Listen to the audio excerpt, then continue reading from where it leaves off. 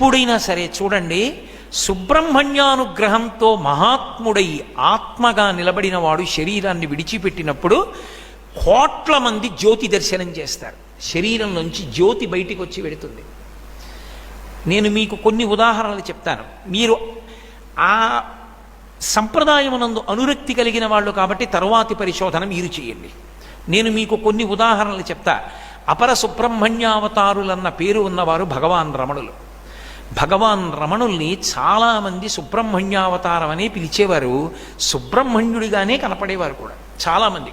ఆయనే ఒకసారి చెప్పారు, అకస్మాత్తుగా ఆయన పొదల్లోకి వెళ్ళిపోయారు. పొదల్లోకి వెళ్ళి బయటికి వచ్చి, అయ్యా ఎక్కడికి వెళ్ళారంటే వారి నోటి వెంట అబద్ధం అవసరం ఆయనకి ఏముంది, కృత్తికల పాలు తాగి వచ్చానన్నారు.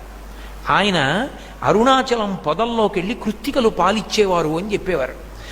ఆయన గోచి పెట్టుకుని పళనిలో సుబ్రహ్మణ్యుడు ఎలా ఉంటాడో అలాగే ఉండేవారు, కర్ర పట్టుకుని నిలబడితే. చాలామందికి రమణ మహర్షిలో సుబ్రహ్మణ్య దర్శనమైంది.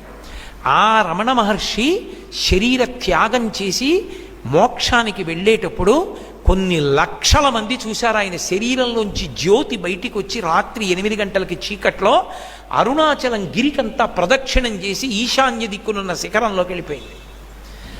అది మామూలు వాళ్ళు కారు. నేను నా కూతుర్ని